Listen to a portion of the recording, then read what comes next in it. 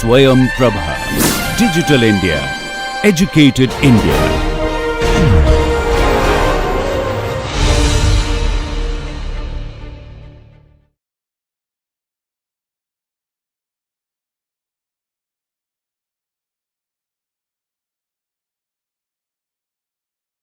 Good morning, everyone. Anything on biology you heard?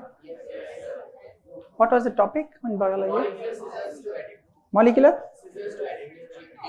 Okay. And then any other biology subjects? Biophysics. Instrumentation, is it? Biophysics means molecular modeling, structures? No. Pardon? Electrophysiology. Okay. That's good. So you are all doing projects? All of you are doing projects actually. Anybody in biology projects? Okay. I'm going to talk two different topics. Morning, first hour, I'm going to talk about biomaterials, medical biomaterials. And then later on, we'll talk about polymers and so on. So have you all gone to dentist before? Any of you have gone to dentist? Yes. So what did the dentist do? Oh, a lot of you. You must brush your teeth better. So what did you do there? What did they do? Did they clean? They put in something inside?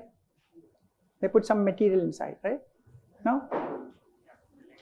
Anybody had any material put inside? Yeah. So teeth, they must have put artificial teeth, is it? They removed your teeth. They put in something else? They didn't put. Okay. Anybody had any material put inside? Yeah, you had. Yeah, amalgam. Okay, so you had a implant placed inside, right? Dental is one area where they put in a lot of material inside, right? Sometimes you have artificial tooth. Sometimes they put in amalgam. If there is a hole in the teeth, they put amalgam. Artificial teeth is made up of ceramics and so on. Okay, so many different materials is put inside the teeth actually. Polymers are put inside, metals, materials, and so on. Did anybody have anybody of your relatives had fractures, bone fractures? Yes, you had some relative. You yourself. So did they put any material inside, metals? No. Okay. So if there is a big, when there is a big crack, big gap in the bones, they put something plates, right? So stainless steel, titanium, that sort of materials are put inside actually. Okay. Contact lenses. Anybody having contact lenses? Nobody. So if one of your relatives has contact lenses, you can touch it and feel it. It will be very soft. Okay, that's called hydrogel. It's a soft contact lens. It's made up of polyethylene glycol. So contact lenses should be. What are the properties a contact lens should have? Do you think? It shouldn't irritate the eye. It should be transparent. Yes, very good. It should not allow bacteria to settle down. It should also allow oxygen to flow through. So if the oxygen doesn't flow, your eyes can become red. So those are properties of those contact lenses. Now somebody had plates. What should be the properties of the plates? Yes, non-corrosive. It should long last, very long, right? And then what else can you think? Yes, it should not create bacterial infections. Okay, so that's, have you heard of angioplasty? So what do they do in angioplasty? Anybody heard of angioplasty? Yeah, very good. They put in a stent, right? Because the arteries is compressed. The blood doesn't flow. Why does the arteries get compressed? Because of plaque formation, a lot of fat deposits. So it's made up of titanium nickel. It's called nickel titanium alloy. So what should be its properties? Yeah, it should retain because it can get compressed more. And what else? It should not activate the platelets and the red blood corpuscles. Once those get activated, you can have thrombosis. You have heard of thrombosis? That means accumulation of the red blood corpuscles and it forms the thrombus, it's called. So it should have a different properties. So biomaterials which are kept inside the body should have different properties depending upon where it has to be there. Stents should last forever, correct? The person who has, you have seen somebody getting a blood transfusion, right? Or glucose transfusion. You know. So those are also biomaterials, but it stays only for a few hours. So some biomaterials for a few hours, some biomaterials, for example, the blown bone plates have to stay for a very long time. Stents have to stay forever. You can't replace stents regularly, right? So these are materials which are put inside the body, and it should last either for short period or long period, and it's in different places of the body. If it is orthopedic, then it could be in the leg, near the bones. If it's a stent, it's near the blood region, right? If it is a contact lens, it's near the eye. So it's in different parts of the body. It stays for different time periods also, okay? So a biomaterial, if you look at the definition of a biomaterial, okay, a material, it could be synthetic or natural, okay? I will show you what is synthetic, what is natural, okay? Used for some time as part, or sometimes it replaces also. It can be completely replacing the part, or it could be as part of the body. To treat, augment, diagnose, replace tissues, organs and functions of the body for a short period or for a long period. If you are talking about, you have heard of urinary bags. What is it used for? So if somebody is having an operation and on the bed, they can't pass urine, so urine automatically goes and collects in a bag. So that lasts for a few hours, then they remove that, okay? Stents last forever. Your stainless steel plates or titanium plates in the bone fracture again last forever. So it could be short duration, long duration. It sometimes augments the function, sometimes it completely replaces. There is something called left ventricle assisted device. You have heard of that? No? Anybody? So sometimes the heart, the left side of the heart, left side is more important than the right side of the heart, right? Why is that? Because it pumps blood to all parts, right? So it should be much stronger, like a pump, much more stronger. So some people have very weak left side. So the blood is not getting pumped enough. Okay, it could be by birth or it could be because of some health reasons. So there is a mechanical pump which is put, that's called left ventricle assisted device, to help the left side of the ventricle to pump better. Okay, so that's also placed inside for a very, very long time, because those patients cannot have enough blood pumped throughout the body without that particular assisted device. So it is assisting the existing heart. Okay, so it's of assistance. Sometimes you can think about replacing also. Somebody having a cataract surgery, right? You've heard of cataract surgery. So they remove some parts and then they put in artificial inside. So that is completely replacing. So there could be situations of that nature also actually. So it could be assisting the existing part, or it could be completely replacing the part or the organ also actually. Okay? So that's called a biomaterial. So two important things are there when we design biomaterials. The biocompatibility, because it's going inside the body, right? So it should be biocompatible. It should be compatible to the human the person who is going to have it. Otherwise, it should not be toxic. It should not create problems, the long-term effects, short-term effects, and so on. Actually, the biocompatible. It should be compatible with the person who is going to have it, short period, long period, and so on. Actually, okay. And how the body reacts to that, because this is a foreign material you are placing inside. So how the body will start reacting? As you know, our defense system is so fantastic. Anything that's foreign, immediately they start attacking. They will have enzymes which will come and attack. They will have T cells, they will have immune cells. They all come and start attacking the material you are placing inside.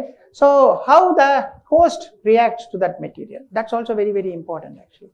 So how the material is affecting the body, how the host reacts to the body. So when we design biomaterials, we need to consider all these aspects. That's very, very important, because some, like we talked, some materials are placed in the bone region, some are placed in the heart region, some are placed in the eye region. So different locations, different functions. So the material has to survive the host response also. Okay, I just want to show a lot of pictures actually. So this is called a stainless steel bone plate. So if there is, these are X-rays. So if the bone breaks and there is a gap, so they keep these stainless steel plates, and these holes are meant for screwing. So they screw these plates to the bone. Okay.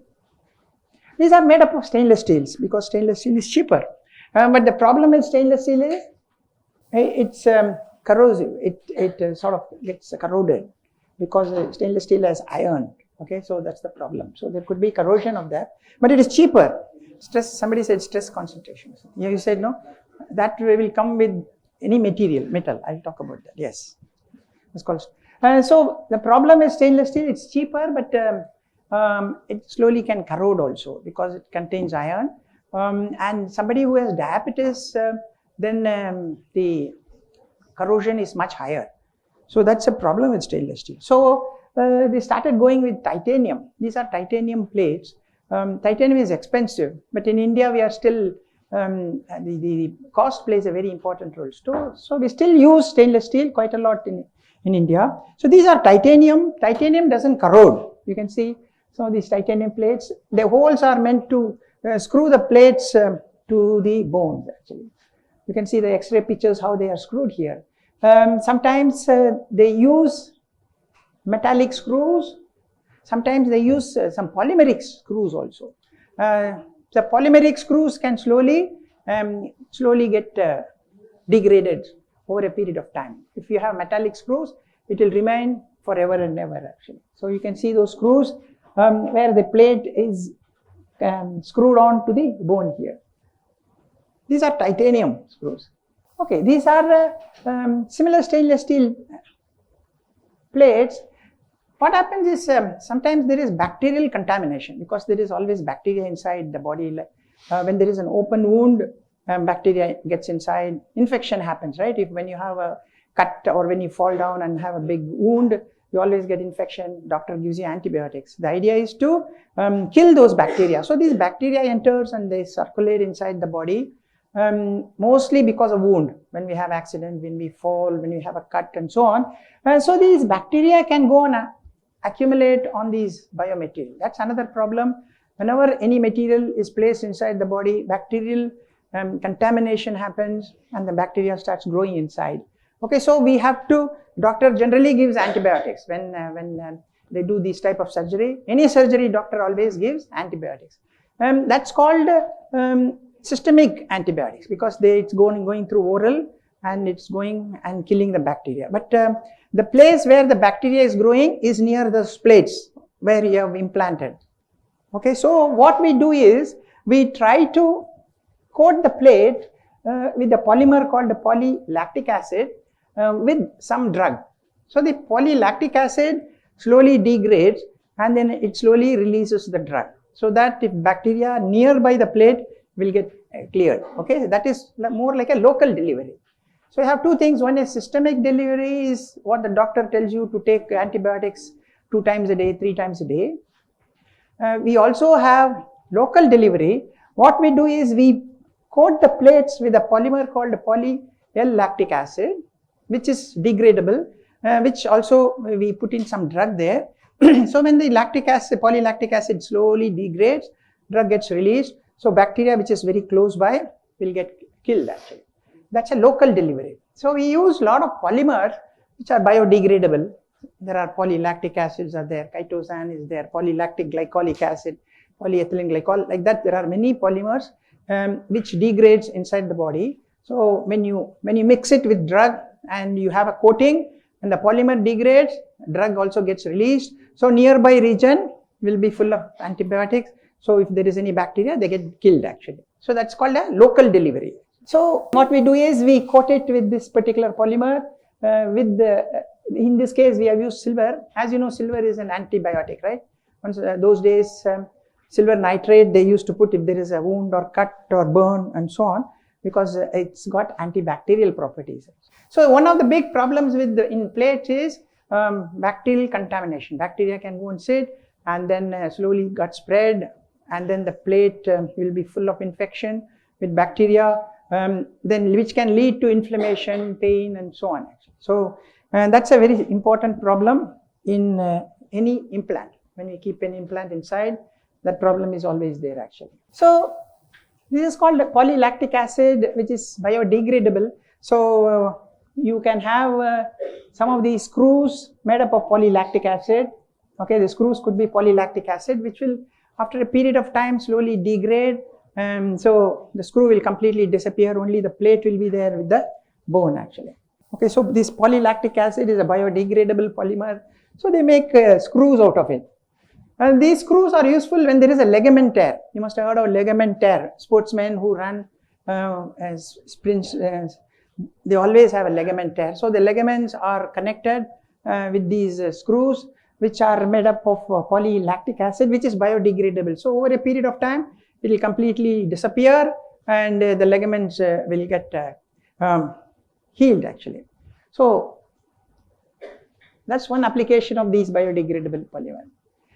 This is a polymer called polymethyl methacrylate, PMMA, polymethyl methacrylate. It is also used for delivering drugs. So if there is an open wound, like I said, when there is an open wound, say after some accident or trauma, a lot of bacteria comes in, and then the whole place gets infected. They not only give antibiotics, but also local antibiotic delivery. So what they do is they fill these beads with some antibiotic, and then they keep it inside and stitch it. So the drug slowly gets released from those beads. And they use very strong antibiotics like vancomycin, like meropenem, and so on actually.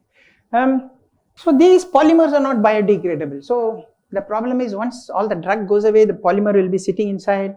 So we have to they make a small hole and remove this particular polymer. So they are not biodegradable. So ideally, if you have some biodegradable polymer with drug inside, drug can get released, and after that, polymer also can slowly degrade. But currently, they use this polymer, polymethyl methacrylate, which is not biodegradable. These methacrylates are also used in many places actually. Does anybody have idea? Methyl methacrylate, polymethyl methacrylate, and so on.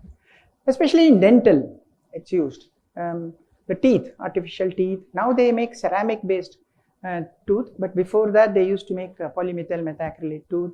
Acrylate cements, when they want to connect some broken tooth with metal, they use cements. They're all made up of methacrylate actually. Even doctor, if you have seen, he fills it up and then puts in a light inside, and then the whole thing gets fused actually. So they use this type of methacrylate type of polymers. But these are not biodegradable. That's why they are used in dental. But if you're looking at these type of application, we want the drug to get released, but later on the polymer also should completely disappear or degrade, but it doesn't happen. So there is a lot of research opportunity for doing research in designing new drug delivery systems which will deliver the drug and they also will slowly disappear or degrade. Okay, that's called biodegradation, or even that's called bioresorption. Bioresorption.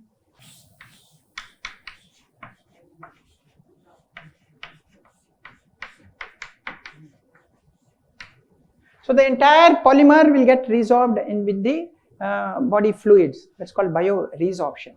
Whereas in biodegradation, the polymer will degrade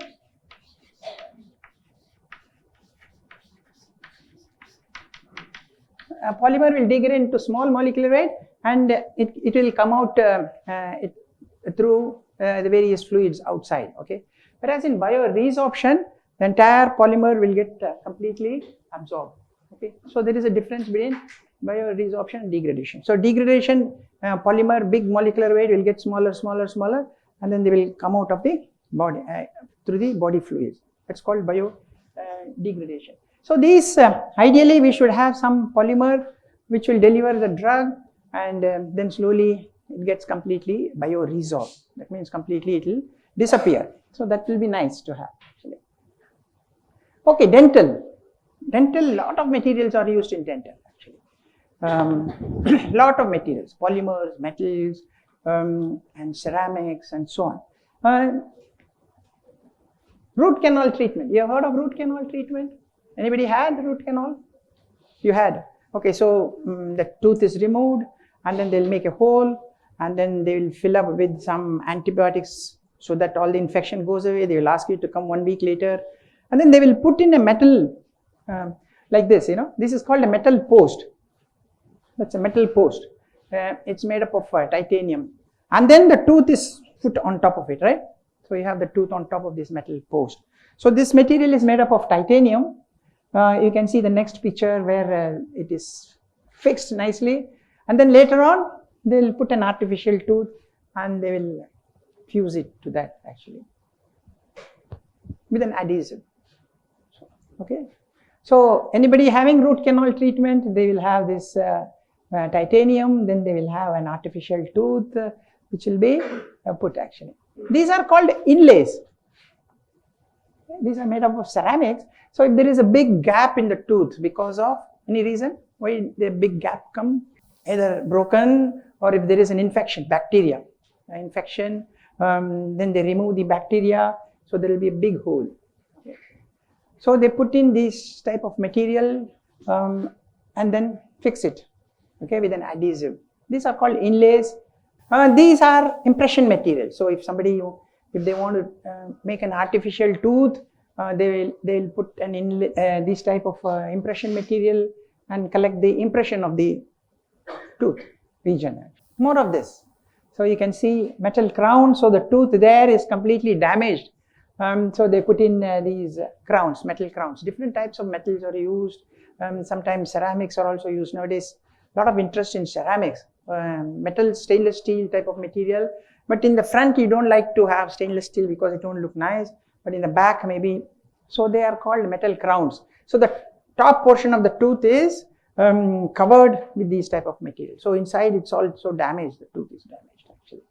Of course, braces, many of you maybe might have had these braces, right? Metallic braces are there, now even polymeric braces are there which will match the color, so that you will not know whether you have a brace at all. So those are polymeric braces. These are some, see there is a big gap because of infection, okay.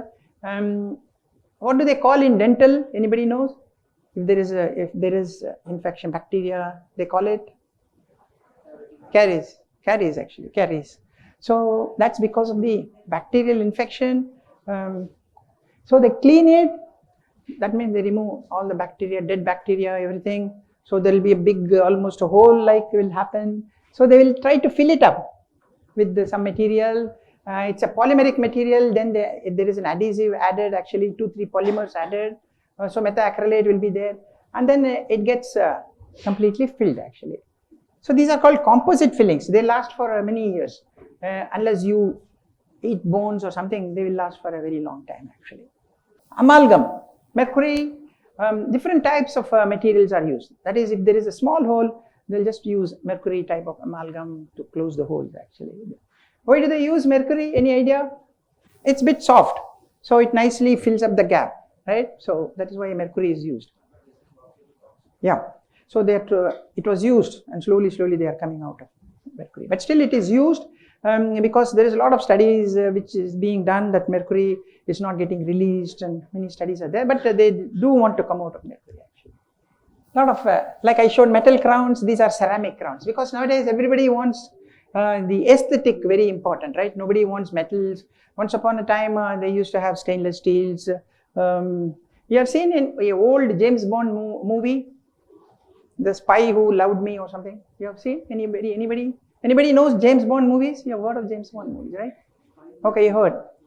There was a villain, and villain had one assistant, big guy, and he had metal teeth, stainless steel, so he can bite anybody with that stainless steel teeth actually. He can even bite some metal locks and things like that.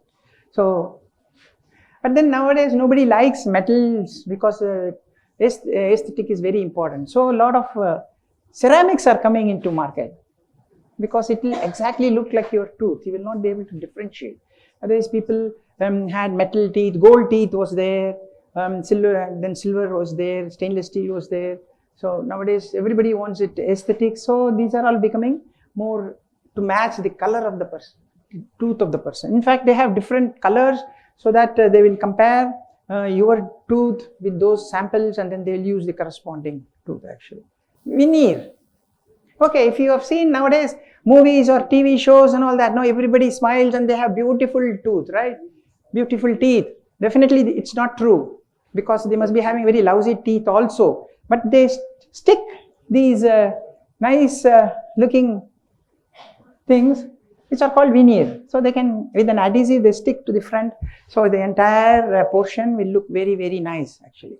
These last for about 3 years, 3 or 4 years, depending upon how you maintain.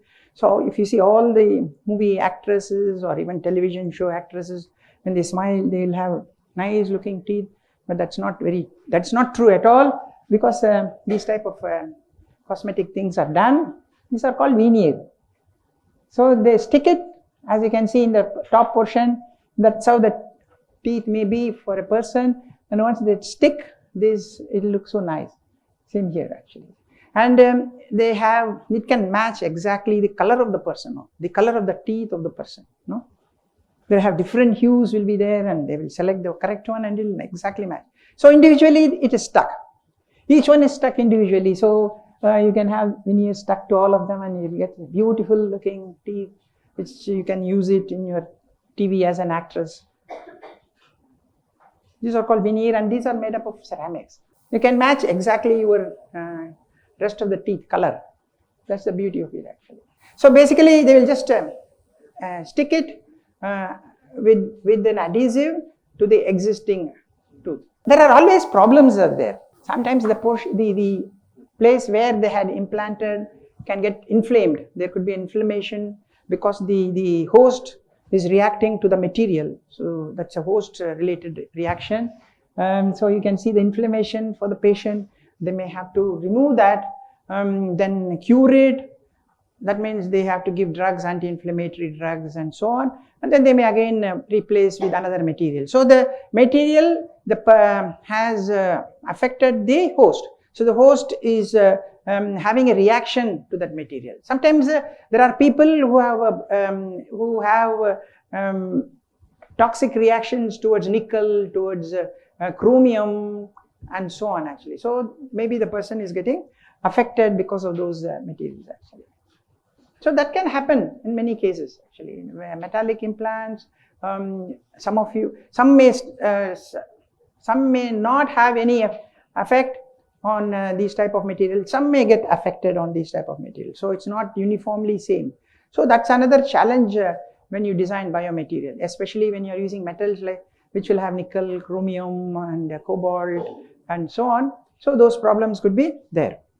And another thing is bacteria can sit on it. These are some confocal laser pictures where the bacteria is sitting on this material and they start spreading and so on actually. So that is possibly another problem with these materials. So this is how the host seem to react to the material, and this is how the bacteria seem to react to the material which is placed inside the body actually. So in all these biomaterial, this problem is there, how the host reacts. So one person may react differently, another person may react differently. If you are having a plate placed after an orthopedic surgery, some people will not have any problem, but some may have problem. Same thing can happen in dental also. Some will not have any problem after this dental implant, but some may have problem because of the material.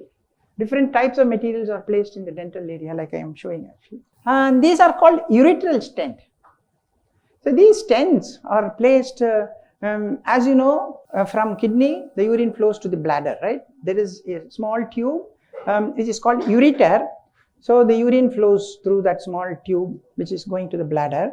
Sometimes this tube gets blocked because of stones. People get stones, right? You must have heard about stones.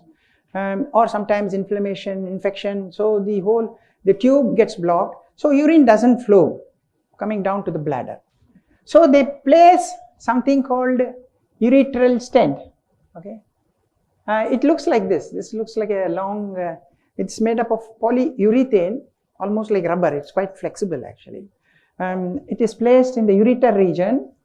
As you can see, this is the bladder. This is the bladder, and then this is the kidney. there is a ureter. This is X-ray picture. So the stent is placed.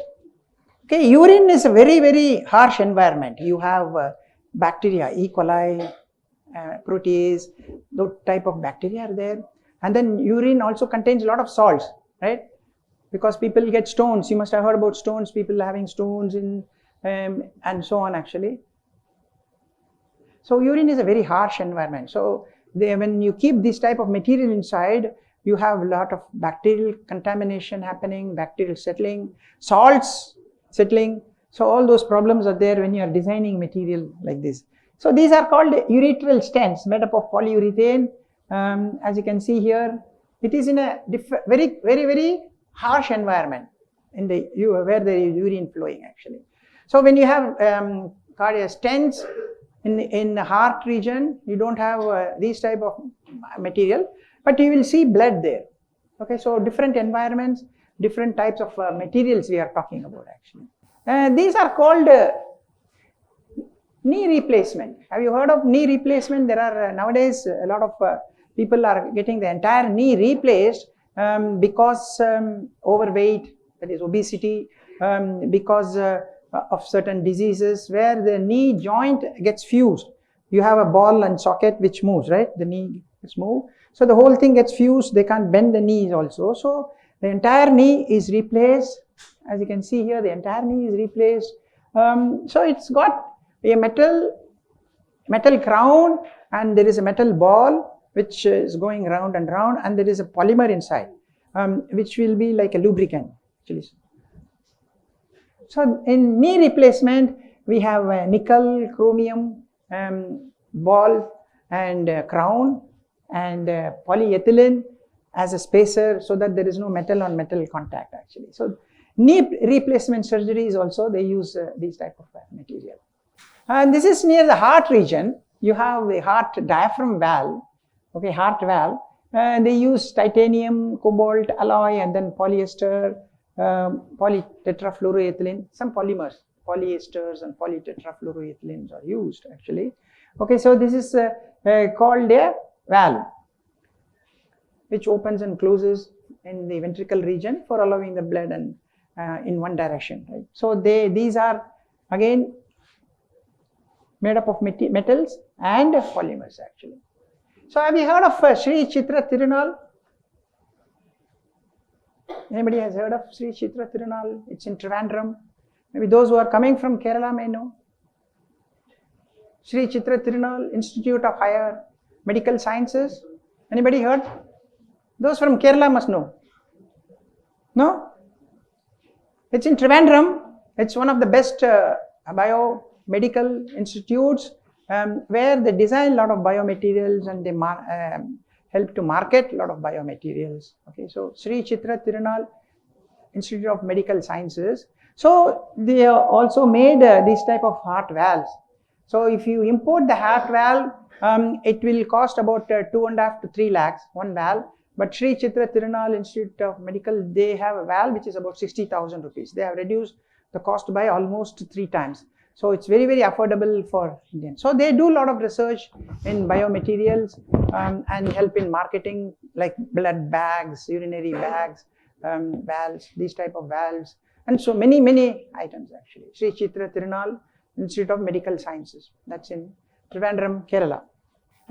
So these heart valves, you can see so many materials are used in making the heart valves. No, titanium, cobalt, then polymer like polyesters, polypropylene, and so on. So sometimes some biomaterials they use very complex type of list of materials. Sometimes it's just one material. For example, if you look at this chap, this is only polyurethane alone.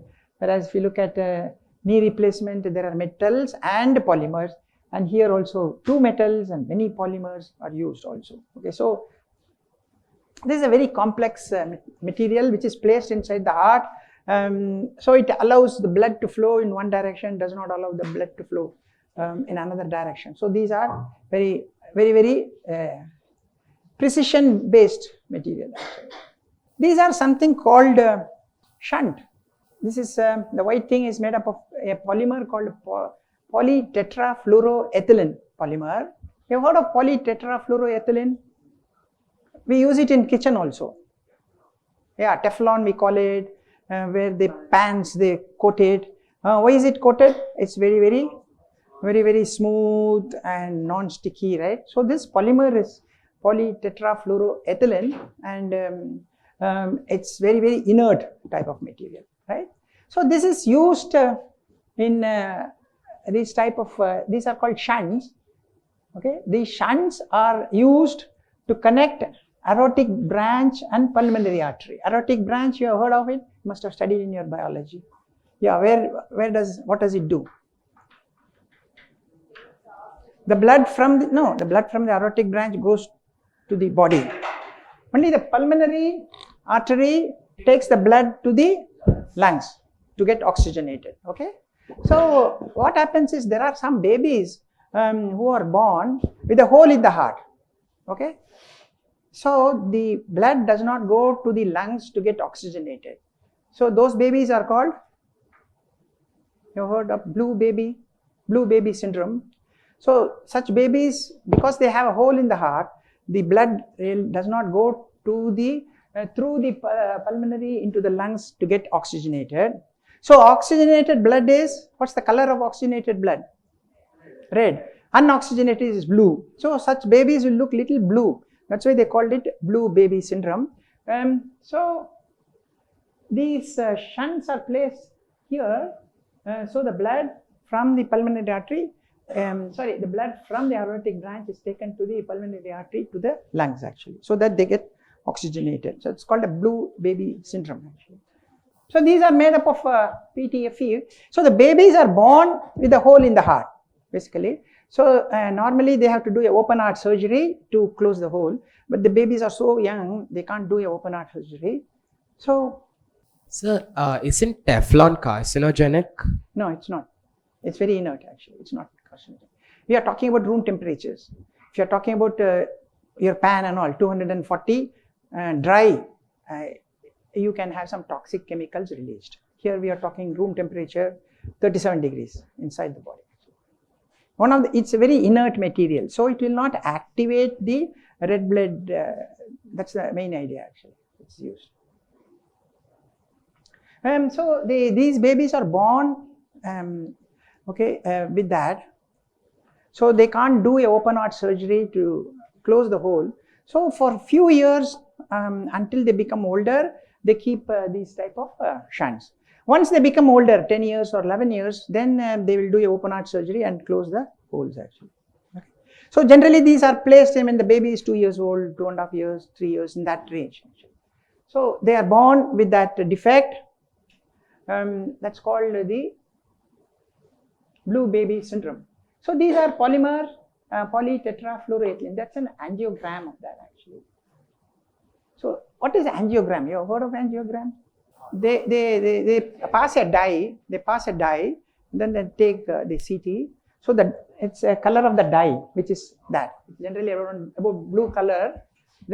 For visibility, so they inject a dye. Okay. Sir, you said that people who are born, babies that are born with these small holes in their heart, will get the surgery done only much later. The open heart surgery done later, but they do this particular shunt very immediately. How will they do that without opening the heart? They will, because the baby will otherwise die. So how will they do it? How will they do? Means they will just open this portion where the heart is, and then they will connect this particular shunt, and they will suture it here, and they will suture it there. So they will outside. They will not open the heart. If there is a hole, as you know, we have the ventricles, then you have this separation.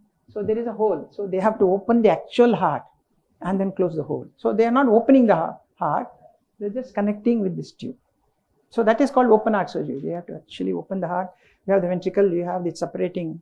You have 4 compartments, no? So there they have to do that. Sir, isn't the blood in the aortic branch already oxygenated blood which comes from the ventricle? No, see, when there is a hole, there is a short circuit.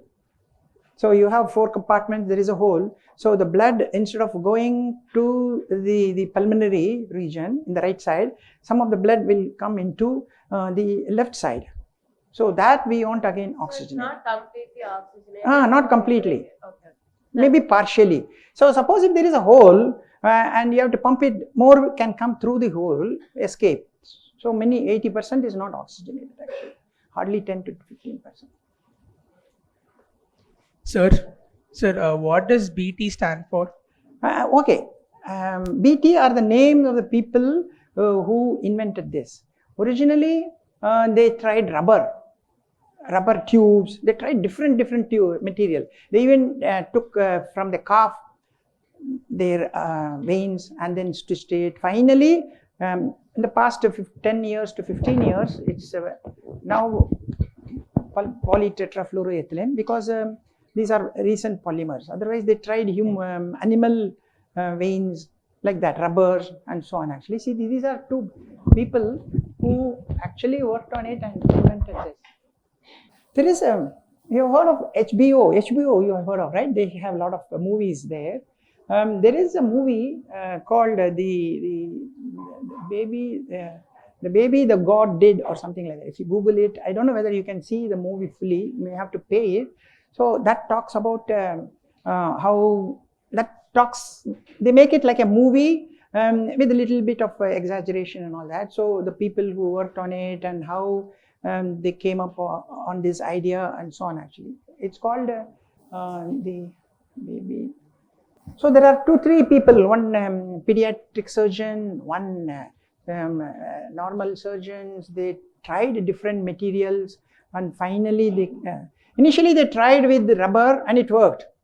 This baby completely got cured, the blue color changed and became. Then they started doing R&D on the material, and then finally we have this PTFE. It's a polymer. I'll give you the name of those 2 people. Actually, I don't remember the name of the movie also. It's a HBO movie. So it's not a regular movie, but it's HBO. Okay, so one of the biggest problem is this bacteria settling on the material. Whenever we keep inside a liquid and solid, bacteria start settling. If you have seen your home buckets, right? You have water after a day. If you feel inside, you have felt it. Have you felt inside a bucket in the bathroom, for example, when there is water? Anybody felt that? Water which has stayed inside the bucket for a day or something? Nobody felt that? You all have baths, no? Correct? So we have bucket, we have water flowing inside. Unless if it is shower, then you will not feel. But if you do it with the bucket, there will be already some water inside, plastic bucket. Have you all felt inside? Anybody felt? Yeah, how does it feel? Slimy, that's bacteria. Immediately within a few hours, bacteria will come. So this bacteria produces something called exopolysaccharide, EPS. So that's the slime part of it. So the bacteria produces slime, which is very slimy like. That's called EPS, exopolysaccharide. So you can see, and the exopolysaccharide acts as a protective layer for the bacteria. So any material and liquid, immediately bacteria will start settling down. It will produce this EPS, and then it will cover, because the EPS acts as a protective layer for this organism. So you can see different types of organism on polyurethane producing. These are some scanning electron microscopic picture. This is called Pseudomonas aeruginosa, and this organism is found more in the, anybody? This particular organism, Pseudomonas aeruginosa, is found more in the, it's involved quite a lot in different types of pulmonary diseases. So if you have cough, cold, cough, you will find this Pseudomonas aeruginosa actually. Animals, they also spread this because it comes through their sputum and all that. This organism, Staphylococcus aureus, and this is very ubiquitous. It's found quite a lot, even in our skin and all, it's found. But only if there is an injury, it can go inside. Otherwise, our skin will always have Staphylococcus aureus. So that's quite infectious, the Pseudomonas aeruginosa, because it's involved quite a lot in the pulmonary region. So if somebody has lung infection, if they take out samples, you will see that sort of bacteria actually. So these bacteria, as I said, once you have a biomaterial placed inside, immediately they start spreading and settling down, they produce EPS and they'll live happily there actually, right? So we need to think of ways of preventing that. Any biomaterial, we place it inside, we need to think of this problem can start within a few hours, and we are talking about biomaterials which are going to be there for a very long time. So they have to think about how to prevent that. These are called hydrogels. This is a contact lens. If somebody has in your house, take it out and feel it. Okay, if they allow you to take it out and feel it, it will be very soft and pressable actually. You know? These are called hydrogels. It's made up of a polymer called polyethylene glycol. It's very soft and it will take a lot of water inside. It will always be wet. So it is used in wound healing, wound dressing quite a lot, because wound dressing should not get dry. So they have this type of, these are called hydrogels. They take in a lot of water, absorb a lot of water, and swell. There are also called nowadays super absorbing polymer. Okay, they are used in diapers, because diapers, urine, lot of urine comes in. They should be able to take in all the urine and remain almost in the same size actually. You know? So there are super adsorbent polymers are there, which does this job. But these hydrogels don't take up so much water. They take up about 4 times, 5 times. But super adsorbent polymers used in diapers can take up almost 10 times the water. So 1 gram can take in 10 grams. Okay. So those are used in diapers. These are mostly used in wound healing patches. These are used in your contact lenses and so on. So these polymers, these are polymethyl methacrylate. Like beginning I said, you can put in drugs inside, so the drug gets released. So we can use it as a drug delivery, but they do not degrade. So they remain after it's given up the drug. So doctors do another surgery to remove it. So now they are thinking about other biodegradable polymers. So if there is a wound, for example, you can see a stainless steel rod here, right? And then they also keep this beads with a drug called meropenem, and then they close. So this drug gets released and it kills all the bacteria nearby. Later on, they have to remove this because it does not biodegrade actually. So especially when there is an accident, big wound, so a lot of bacterial infection. So if you can design polymers which will also slowly degrade, they don't have to do a second surgery. So that's an advantage of this actually. So you can see there are many biodegradable polymers. Polylactic acid, polylactic glycolic acid, these are all biodegradable. You can see now in 30 days how they degrade. So we can design different polymers where some may degrade if you want 6 days, some if you want 30 days, some if you want 45 days. So whatever inside the polymer, drugs can slowly come out. These are some scanning electron pictures. So we can have drug delivery polymers which will degrade depending upon the time for which you want it to design actually. Like I said, 1 week, 30 days, 45 days also we can do, and slowly it can release the drug, antibiotic for example, so that bacteria nearby gets killed. Okay, or we can, yeah, go ahead. Sir, you told these polymers like after they deliver the medicine they will degrade, but like No, not after. like They will slowly whatever degrade time we and want. drug also will slowly come out. So, even if they're biodegradable, the compounds which will come out after degradation, how will they be removed? Like they might not be very good for our body, or they might be even toxic for us. Yeah, okay. We check for toxicity. All these are approved by FDA. FDA is the Food and Drug Administration of US. So they do the approval. They look at the toxicity of this material. They look at the toxicity of the degraded products also. And then they also look at the elimination from the body. If it is biodegradation, like I said, it will become small molecular weight and gets eliminated from the body. So they look at the elimination of it also over a period of time. Okay. So they do all those tests. We need to do all those tests. Toxicity of the material, toxicity of the degraded product, how it gets eliminated from the body. Sir, The degraded how product. do they get eliminated? Pardon?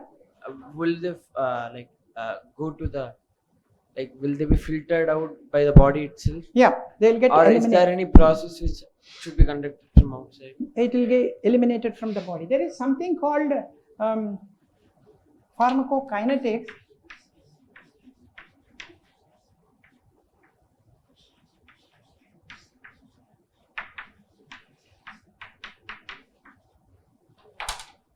When you take a drug, okay, so drug acts, suppose I take for fever, it goes inside and it acts. And there will be many side products, it has to get eliminated. How does it get eliminated? What are the routes? One route is your urine, another route the fecus, another route is through the exhalation. So in animal studies, what they do is, that's called preclinical studies. Before human studies, they do animal studies. So they will give the drug and they will monitor how much is coming out through the fecus, how much is coming out through the urine, how much is exhaled, and then they will do calculations. So they will find out that actually. So these are the elimination routes. Only 3 routes are there: the fecus, the urine, and the exhalation. Sir, can it come out of the sweat or sweat? Sweat, I don't think rats don't sweat. No. Mostly those things are done on rats, so they don't sweat. See, what happens is, I have to go deeper. You have the liver. Liver does a lot of biotransformation of any object that comes inside. Okay, biotransformation. So in the biotransformation, liver is a very good gatekeeper, because whatever foreign material comes in, whatever foreign material or xenobiotics. So what liver does is, they biotransform. They will add oxygen or OH groups to the molecule using enzymes. So once you add OH or nitrogen group or oxygen group, what happens to the molecule? It becomes more, you have heard of hydrophilic? Hydrophilic, right? It becomes more water soluble. Okay, so liver does that. There are enzymes called oxidoreductase, which adds oxygen to whatever xenobiotics come in. So they become very hydrophilic, it becomes water soluble. So immediately it will start coming out through the urine. Urine is one of the biggest places through which this comes out actually. So liver does that. Any molecule that comes inside, they do first, there are 2 stages of biotransformation. The first stage is they put in OH group or they put in oxidation. So the molecule becomes very hydrophilic. And then they also put in some other molecule. So it becomes very, once it becomes very, very hydrophilic, immediately it gets into water and it comes out through the urine. So urine is one of the biggest routes by which material gets eliminated from the body actually. But why you told that it cannot come out of sweat? Like, sweat is also like water dissolved minerals which come out of. Yes, but sweat, if you see, it's more hydrophobic in nature, the surface itself. So only hydrophobic materials can go inside. So when I put water, why water does not go inside my body?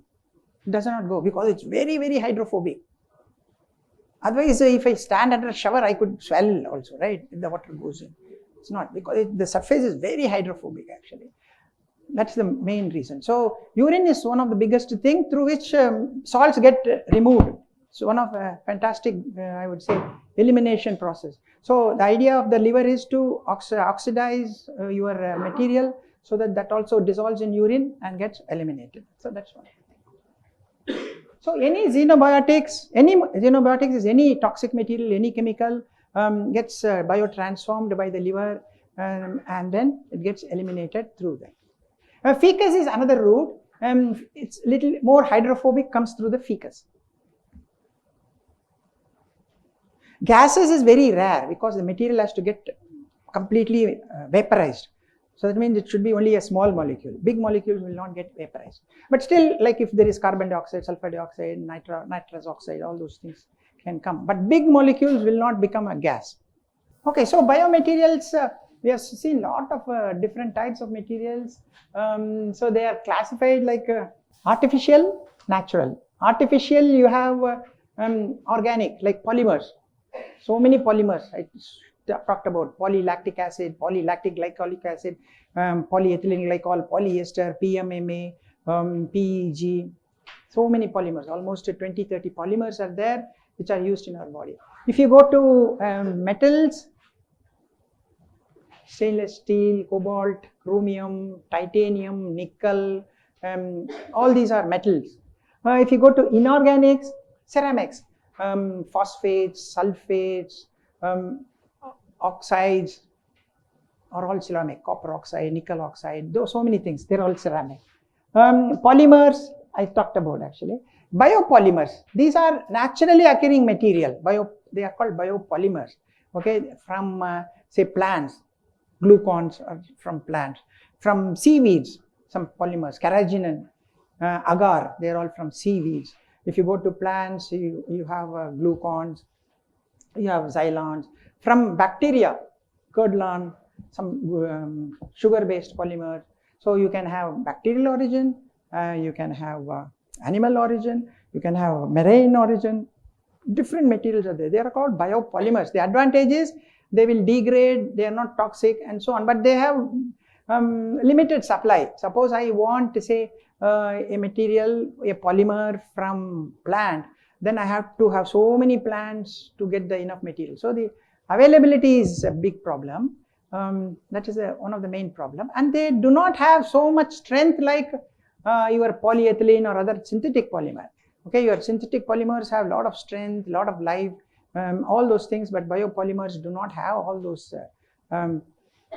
extra properties. So we are always mixing with biopolymers, with natural polymers to get the best suitable conditions actually. So there is a combination. Metals and polymers are used, polymers and biopolymers are used. We coat metals with biopolymers, we coat metals with ceramics, like that, different combinations. Like I've been talking about different parts of the body for different time durations, different environment in the body. So we need to design material in all these type of situations. So the one material does not work for all conditions. So there is a lot of research that's being done in medical biomaterial area actually. There are many companies globally. In India also there are many companies which have started working because it's a big area. Practically all of us have some outside biomaterial in our body, if not today, at some other point, like I said, contact lenses, stents, and urethral stents and shunts, or dental related material. So all of us, I think slowly will have some biomaterial in the body as time goes. So it's a very big research area for one to think about actually. It's a very exciting area because how the host, the body reacts to the material, how the material reacts to the body. So a lot of immunology comes into, a lot of molecular biology comes into, a lot of microbiology, because these biofilms are all related to microbiology. So all the areas of biotechnology combined with material design. So material scientist or inorganic chemist, polymer chemist. So it's a combination of many areas which come into. That's why it's a very exciting area to work on actually. Okay, any more questions anybody has? To release hormones into the what? Degrading polymer? Release hormone instead of like drug. Like for people who need hormone therapy, like instead of taking pills daily. That's correct. So if I am talking about targeted delivery, I want to target in one place. Suppose somebody has a liver cancer. So the drug has to go and bind to the liver, not to rest of the body. Suppose I just take the drug orally, it will go to all parts of the body, but I want it to the liver. We can have targeted delivery with the biodegradable polymer, which will go and then release at the place of liver. Somebody has a tumor in one particular place. So you want the drug, because most of the cancer drugs are very toxic. It kills good cells also. So we want the drug to go exactly to the tumor and then enter and then release the drug. So we need to think about that sort of targeted delivery with biodegradable polymer, how to target. So those challenges are there. What type of material which will go and bind to those tumors. So we need to think about that also. Yes. Any other question? Anybody has? So they use mercury amalgams to fill in the teeth, right? Yeah. So won't that cause mercury poisoning? Do what? Won't that cause mercury poisoning? create Like poison. like mercury is There are a lot toxic, of studies. The mercury does not get released. Even recently there were studies, but they are slowly trying to come out of mercury. Mercury was used because it's a soft material, so it can nicely fill up the holes. Because when you have a hole, the shape of the hole is very complex. So mercury amalgams can fill up, but many studies are done to see whether a mercury release is there. There is no mercury release, but Can they use, like, as I said, they are slowly trying to come out of that. can they use any other like soft metal, like let's say gold or gallium or something? Which one? Gallium or gold. Gallium is also like melting. Gallium chloride, is it? Again, we have to look at its softening temperature, because the doctor does not use any heating and to allow it to spread Gallium around. is it's almost liquid at room temperature. Equivalent. So again, it may have its own metal toxicities. One has to study those things actually. But metals, like I said, some patients might not have any toxic reaction for some metals, but same metal may have toxic reaction for some other patients. That is there. Nickel toxicity. Some people do not are able to accept nickel in the implant, but some patients do have. And nowadays, that sort of adverse reactions are increasing. Nickel, chromium, it's increasing nowadays actually. So there is a thought whether we can replace all metals with oxides, phosphates, carbonates, sulfates, like that, oxides, metal oxides, which are more adaptable in the human environment. So that's being thought of, but as of now, still nickels are there, chromiums are there, more of an amalgam. So it's not getting released, more of an amalgam. There are cobalt chromium amalgams, nickel chromium amalgams, and so on. Can they use synthetics for that purpose, like just filling the gap? Synthetic polymers are used, yes. Okay. Yeah, it is used. There are some adhesives which are used, yes. But the problem is how do they set at room temperature? Because when you are talking about dental, it has to be in room temperature.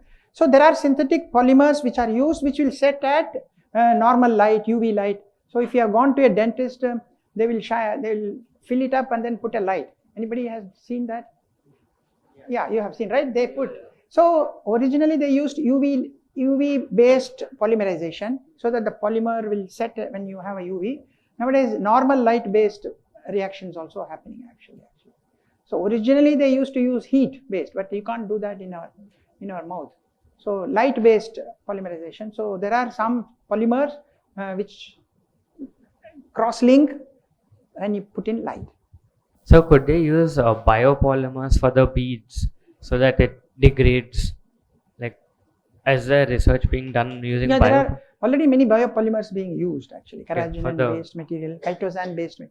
Chitosan comes from fish bones, they extract chitosan. Carrageenan comes from seaweeds. Then they use, there is one polyhydroxy, PHA, polyhydroxyalkanate, which comes from these chicken feathers, chicken head. There is one head is there, no? Chickens from there. So there is a lot of polymers. But the main problem is quantity. Suppose I want 100 kg. I have to go to fish market or how to get. So the limitations of availability is a problem with biopolymer. So it is good to go for bacterial based. Then I can do a fermentation and do that actually. So some biopolymers are available based on bacteria, glucon, sugar. Then you have curdlan, which is available from baker's yeast. So from baker's yeast is used in fermentation. Yeah, so they extract it, and we can use it for different applications on biotechnology. So animal based is a problem because animal availability, but if you can go into bacteria or yeast based, it's very good. We can get more. It is still used. You go to CMC Vellore, you have heard of CMC Vellore. Many hospitals use. They use PMMA still. Polymethyl methacrylate is cheaper and they are used to it. Yes. Like I said, biopolymer availability, quantity, all those still an issue. So you have to mix it with some non-biodegradable synthetic polymers. But if you look at cardiovascular stent, there is a stent, nickel titanium, then they'll coat it with a biopolymer with the drug inside. So the biopolymer will slowly degrade and the drug gets released. So they are called drug-eluting stents. So there is a bare metal stent, drug-eluting stent. So if any of your relatives had angioplasty, you can ask them what type of stents they have. Two types of stents are there: bare metal stent, there is no coating, it's cheaper, and then you have the drug-eluting stents where you have a biopolymer coated on the stents which will release the drug. They are more expensive, almost 2.5 lakhs, 3 lakhs. The bare metal is like 1.5 lakhs, like that actually. Sir, is there any permanent solution for the biodegradable or degradable materials to bacteria settling? Because this is not fully permanent, right? Because it erodes fully, and again and again to get coating, it will be. Okay, so this bacterial infection happens in the early days, first 7 days. I have a wound. Bacteria has entered. If you can somehow manage the 7 to 10 days, there won't be any bacteria inside. Normally there is no bacteria in our body. Only when there is a wound, open wound, accident, trauma, bacteria enters, and if you can kill for the first few days. And doctor does not give antibiotic forever and ever, right? He gives only 3 days, 5 days, 7 days, like that. So early days, once you can. But the other problems will be inflammation, reaction of the biomaterial to the body. Those are other problems. But the infection wise, 7 days is enough. You're okay after that. Sir, how do they, like, if people are trying to try out new biomaterials for specific purposes, how do you test it on a human? Like, we can do all our calculations, but might not always suit a human being. So once it is tested in the lab, you have the preclinical trials where they do it on 2 animals. So you have preclinical, they will first do it on rats or mouse. Later on, they will test it out on.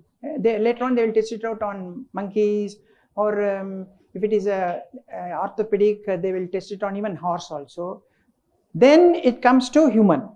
Okay, so 2 animals, then that is preclinical. Then the clinical trials come. So they will have phase 1, phase 2, 3. Clinical phase 1, phase 2, phase 3. So it will take around 4 to 5 years. So this may take about 1 year. This may take about 4 to 5 years. So totally about 6-7 years. All the tests are done. So, then you submit the. Clinical means they will take in volunteers. 2 types of animals first they will test. No, sir, clinical. Clinical, human. Volunteers. Clinical 1, clinical 2, clinical 3. Human volunteers will come on. Yeah, human volunteers will come, and that will clinical test 1, 2, 3. So they will test it out later on the real patients who are willing to volunteer that particular material. So totally about 6 years it will take.